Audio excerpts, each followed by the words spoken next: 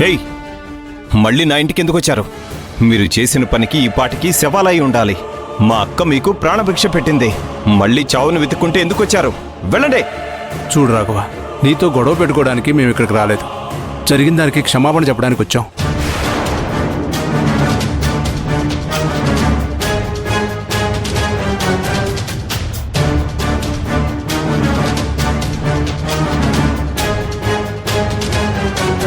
మహాలక్ష్మికి ఇలా జరిగిందని తెలిసింది.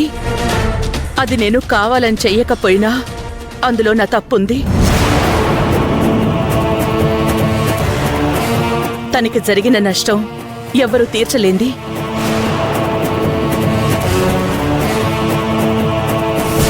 వద్దు, ఈ జాలి మాటలు, ఈ పశ్చాత్తాపాలు ఇక్కడ ఎవరికీ అక్కర్లేదు.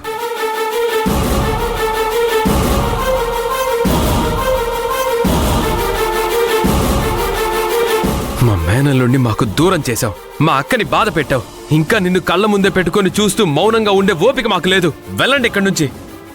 మీ ఆవేశంలో అర్థం ఉంది. దయచేసి నేను చెప్పేది కూడా అర్థం చేసుకోండి. ఏంటి మీరు చెప్పేది? ముందు ఇక్కడి నుంచి వెళ్తారా లేదా? వెళ్ళండి.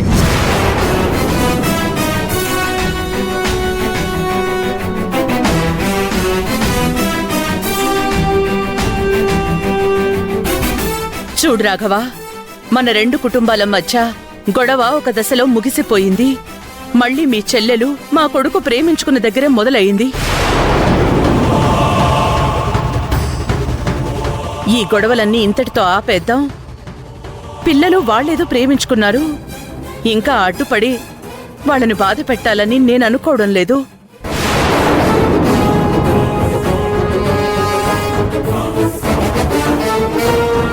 అందుకే శౌర్యని మా కోడలుగా చేసుకుంటాము అని అడగడానికి వచ్చాను.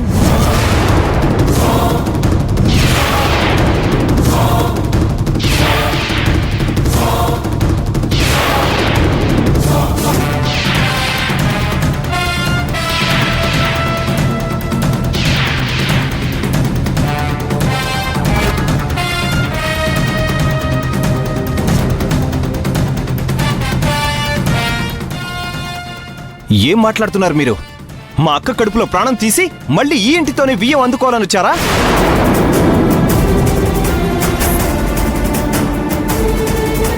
అడగటానికి మీకు సిగ్గు లేకపోయినా ఇవ్వడానికి మాకైనా సిగ్గుండాలి కదా.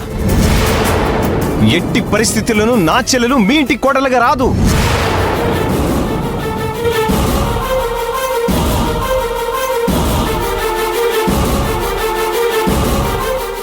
మన ఆవేశం సమస్యలకు పరిష్కారం కాదు రాఘవ. అసలు ఏ ధైర్యంతో మీరు వచ్చారు? చేసిన ఘనకార్యం సరిపోలేదనా? అసలు ఇప్పటిదాకా మీరు ప్రాణాలతో ఉన్నారంటేనే అది మా అక్క పెట్టిన భిక్ష, మా అమ్మ పెట్టిన భిక్ష, నా భార్య కడుపులో పెరుగుతున్న బిడ్డ పెట్టిన భిక్ష. వెళ్ళిపోండి ఇక్కడి నుంచి.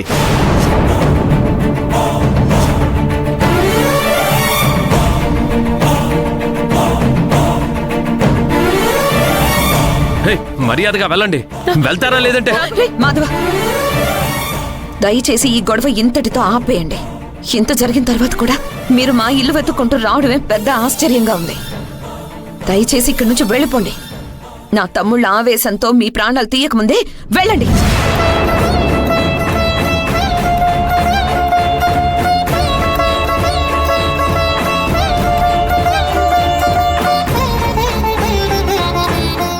మహాలక్ష్మి, నీ తమ్ముళ్లకు ఆవేశంలో అర్థం కాకపోవచ్చు. దయచేసి నువ్వైనా అర్థం చేసుకో. అక్కడ నా కొడుకు ప్రాణాపాయ స్థితిలో ఉన్నాడు.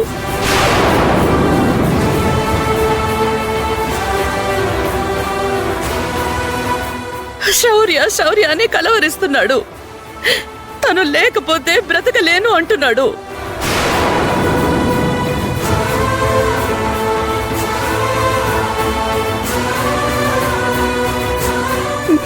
వాడికేమైనా అయితే మేం బ్రతకడంలో అర్థం లేదు.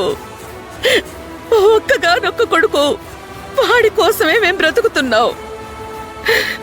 అలాంటిది వాడిని మాకు దూరం చెయ్యకండి, మీకు దండం పెడతాను.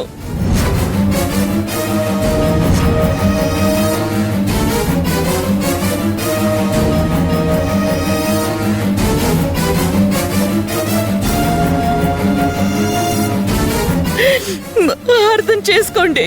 మీ బిడ్డ ఇంకా ప్రాణాలతోనే ఉన్నాడు, కానీ నా బిడ్డ ఈ లోకంలోనే లేడు.